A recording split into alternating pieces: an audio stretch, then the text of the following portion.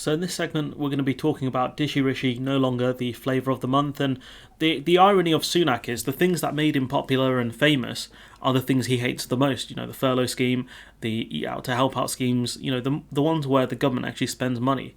Those are the things that made Sunak popular. And because Sunak's trying to be a miser now, because he wants to, basically beat down the British public as much as possible, and then kind of loosening the beat down towards the election, that's his big ploy. It's probably not going to work, given how bad the situation is in terms of the cost of living crisis. So we're heading for the biggest fall in living standards since the early 1950s. Now, before people compared it to the stagflation of the 1970s, now people are going even further back to the 1950s. And there are those people who said, we only funded our house with one heater, we didn't have central heating or electricity. It's like, yeah, that's fine for the 1950s, a post-war economy that would be struggling. This is 2022. We've not been at a major war with anyone since probably the Iraq War or the Afghanistan War. It's 2022. Technology moves across, moves really quickly. I think we've had a man on the moon since the 1950s. So many other technological advances. I have a mobile phone where I can call anyone from around the world. Technology has moved on. Stop comparing it to when you were a kid and things were bad. Just because things were bad when you were a kid doesn't mean things should be bad now. Surely you should want better things for the next generation. But anyways, it's just a statement on certain boomery type people and Gen Xers. So, and the policy measures in Sunak's spring statement, even on the most generous interpretation, offset barely a third of that drop. So Sunak effectively hasn't done enough as what he should have done. A windfall tax should have been the bare minimum. But you're going to see a lot more people die because they don't have the choice anymore between eating or heating their homes because both are so expensive now. Honestly. That's the considered view of the Office of Budget Responsibility, the OBR, the fiscal watchdog, which Sunak does not like very much, apparently, which generates the forecast used by Sunak as he grapples with the UK's increasingly stretched public finances. And let's not forget how much they wasted on test and trace, COVID contracts, amongst other things. You can argue that the UK's finances are stretched, but it was the government that predominantly did that. Let's not forget Brexit, which is going to have a 4% hit in the medium term. And with the Institute for Fiscal Studies now dubbing the Chancellor a fiscal illusionist, which I love. Fair enough, IFS. Good job. It's a great term. For making claims that failed the credibility sniff test, it's fair to say Dishi Rishi is no longer flavour of the month, and they're accusing him of just making stuff up essentially, which is great because it's true. He doesn't understand economics. There is unusually high uncertainty around the economic outlook, Sunak rightly told MPs as he delivered his latest set piece echoing the OBR. The Russia-Ukraine conflict and related East-West standoff has upended post-pandemic V-shaped recovery that previously seemed nailed on. I mean, that's not strictly true given that other countries have gone back gotten back to pre-pandemic levels. We have not. That was before the Russian invasion of Ukraine. So you can't blame it. There's a lot of revisionism blaming Russia for all of our economic problems when it's simply not the case. You've seen a 15% hit or a significant hit towards our trade exports and imports, which is damaging our economy. Britain stands on the brink of an extended period of commercial and financial turmoil as an economy already struggling to recover from lockdown is hit by successive waves of price rises, which in turn impact consumption, investment, and the broader living standards. And in this article, they didn't mention the Brexit word, but we know it's impacted a lot of these things, particularly investment, living standards to an extent. But impact on consumption. It's harder to get things into the country, be it consumable goods or non-consumable goods. As such, politics is about to get much more serious. Well, I hope they weren't playing around before because things were already bad as is. Inflation, as measured by the Consumer Price Index, surged to 6.2% during the year to February. We learnt last week a fresh 30-year high. It depends. I think the retail price index is higher, but it depends which numbers you look at and what kind of things they factor in terms of the price increases. Jack Monroe, Bootstrap Cook, has talked about a lot of the problems with the way inflation is calculated. When you look at the cheaper pasta, if it goes up by 20 or 30 pence, that's a significant increase. It's much higher than just a 30% increase in goods, which is already disastrous for people. The broader retail price index, that's the one, hit 8.2%. And remember, Russia invaded Ukraine in the final week of February, so these already historic elevated numbers don't reflect its impact. And you can see, Sunak and other people blame, Russia's invasion of Ukraine for a lot of the problems we're facing now. But you have to look at other countries which have been impacted far worse. Germany are talking about rationing, gas, amongst other things, because of the fact that they're having to cut ties with Russia. That's going to have a massively negative impact on their economy, but you don't see as much talk when it comes to the impact of the Russian invasion on Ukraine on EU member states. Some Bank of England officials and countless city economists will want to forget that they ever argued inflation was transitory and would average 4% during 2022. I mean, those are some stinker predictions right there. That's why predictions are for dummies typically, but that's what they get paid the big bucks to do. And 8.2% before really the war even had an impact is crazy. Western sanctions and the related disruption to Russia's huge fuel, food and other commodity exports, plus Moscow's countermeasures are aggravating what was already a serious cost of living crisis. And you notice they put aggravating, 8.2% before the real impacts of the war is crazy. Especially when you look at it now, you're going to see I think they're talking about a 30% increase in the price of fresh fruit and vegetables. You're talking about sort of sunflower production ending in the UK because of sunflower seeds that were farmed typically in Ukraine, which obviously we can't get access to now. So it's kind of madness that we were at 8.2% or whatever it was already, and it's going to be far higher now. It could hit the 10% mark potentially. Managing the impact of global supply chain disruptions and other lockdown related drags on our economy was always going to be tough, combined with what is now an economic war between Russia and the West. And they talk about the global supply chain disruptions, other lockdown related drags. Again, they don't talk about Brexit. Come on, Telegraph, expect a bit better from you, ever so slightly. Back in October 2021, when the Chancellor delivered his autumn budget, UK GDP was forecast to grow to 6% this year, and that's predominantly off the back of a massive drop-off because of the lockdowns. That's why we had such a high growth forecast. 6% is very high. It's because the UK economy tanked so hard. This merely represents the lingering impact of the lockdown-related 10% GDP collapse and related bounce back. So his prediction, the original forecast was 6%, and that was off the back of a 10% drop in GDP, which is crazy considering they keep arguing we're back to pre-pandemic levels, which is simply not the case. There's a massive 4% gap off the original forecast. Now it's far lower. The official inflation forecast for 2022, 4% last autumn, is now 7.4%, and that just depends on who you listen to and what metrics they use. So inflation presented Sunak with less additional scope for spending than is often argued. After all, if certain sections of the 5.7 million public sector workforce aren't offered a pay rise, at least approaching the 7.4% inflation forecast, we'll likely see significant strike action in the coming months, which I don't think we will.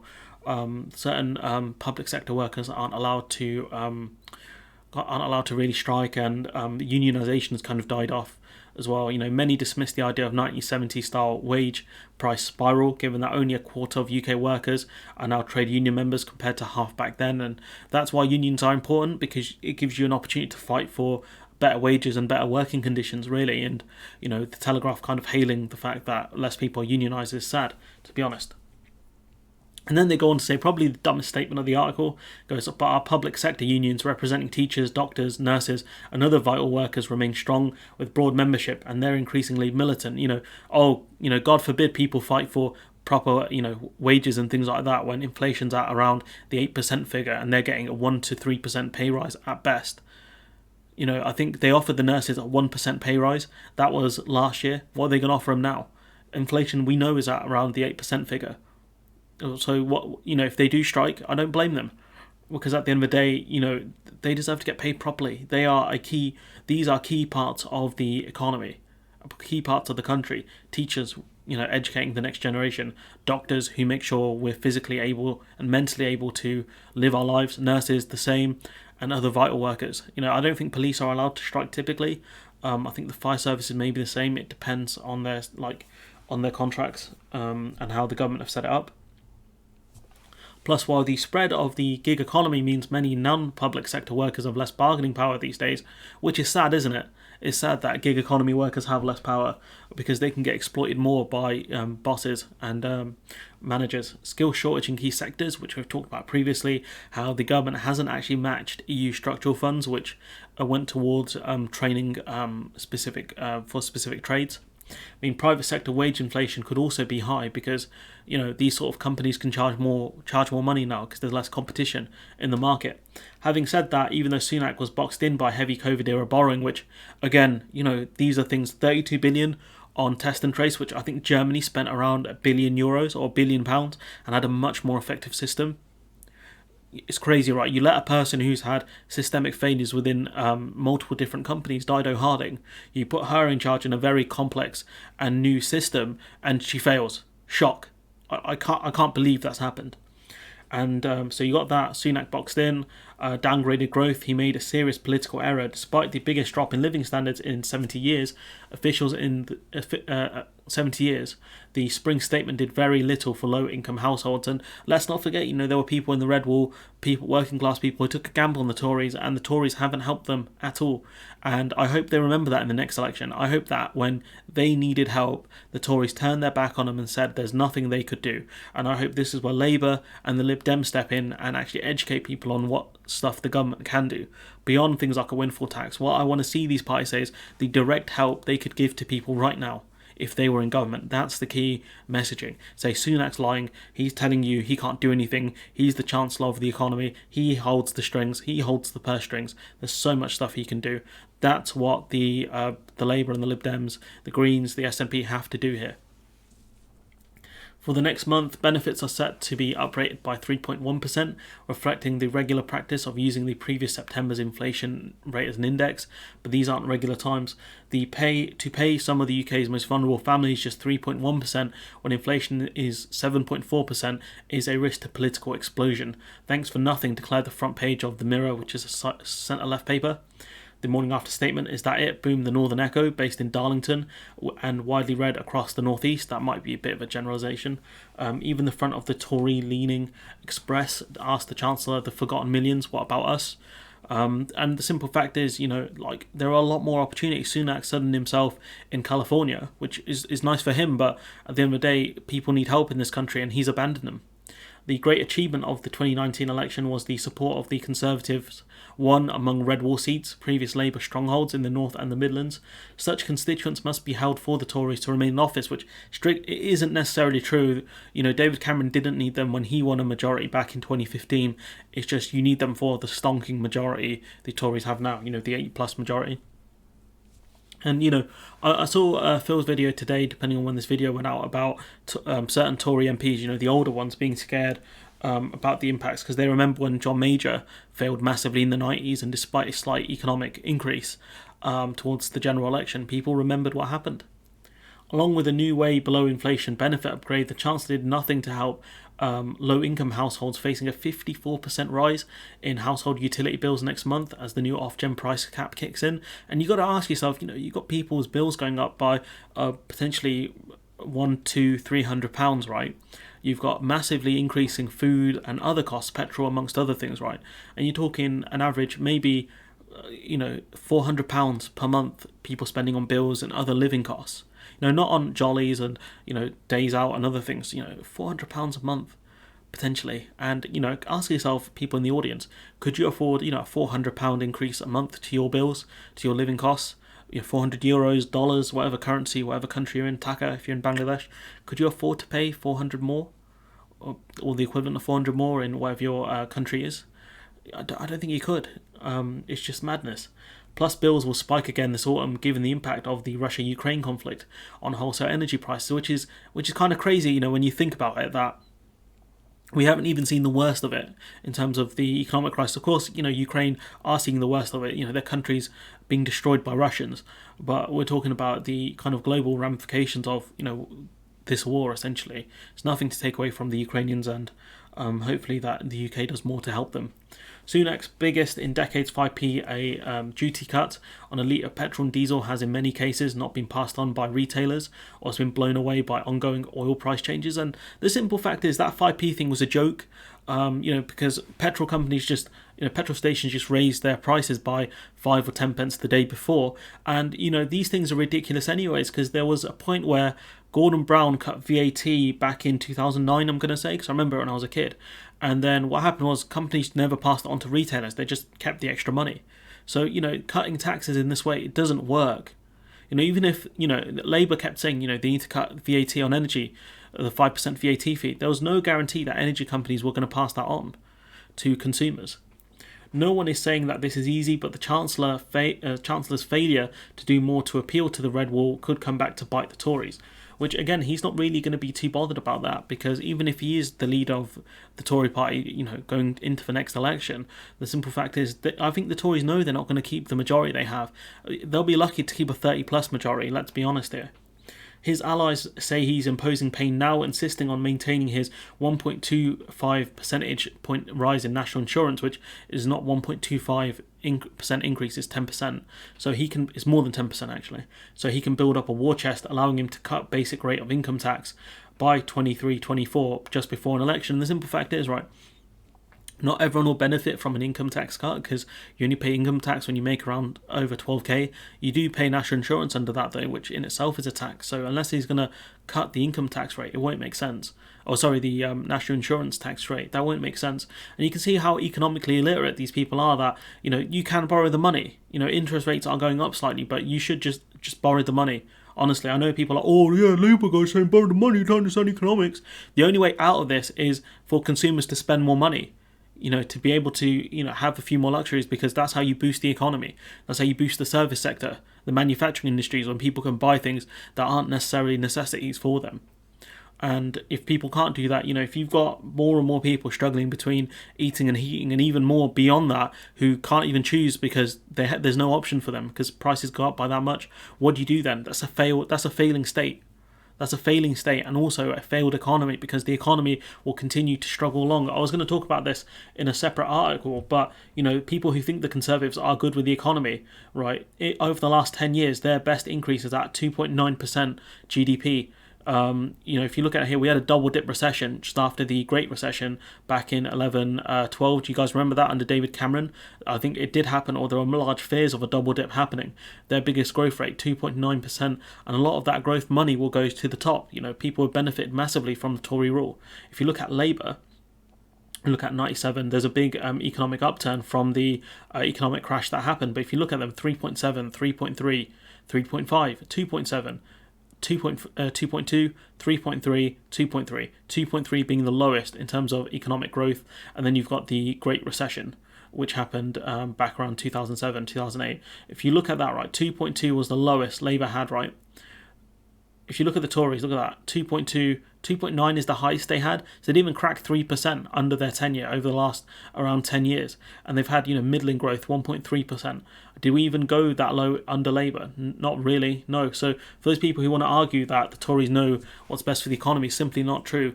And a lot of the economic growth goes to, the owner class in this country. Millions of families are now suffering, with a lot more to come, given that political game playing by an extremely wealthy man looks irresponsible and indulgent. And, it's funny that the Telegraph have framed it this way, an extremely wealthy man. You don't really hear this sort of rhetoric from the Telegraph. Very interesting stuff. And the promised income tax rate may anyway not happen. Why? Because Sunak himself says there is unusually high uncertainty around the economic outlook. And I feel like he's put himself in a situation where he's going to have to make that cut. He's going to have to do something next year, because if this continues going into an election, the Tories could get tanked here. He could do a lot of damage to Tories, and if Johnson wanted to change tactic, because the chancellors historically do have a lot of sway over their decisions, he could sack Sunak and get someone else in who's more of a free spender. But it tells you that they might be briefing against each other. But Johnson is more than happy with the role of Sunak as Chancellor. If not, he could sack him. The buck stops with the Prime Minister. And you could look at the kind of the views of Sunak. You got going. His when was the furlough? You've got the furlough around March. He's very popular. He's above 50%, which is crazy for a politician. That more than half the country actually likes him. Around the 50% mark anyways, goes down. I think Eat Out to Help Out was somewhere around here. His viewpoint's going down because the economy consistently is getting worse. And look, his negative rate is slowly creeped up to a point where, around 33% of people see him in a negative way. And you've got just around the 35% mark who see him in a positive way.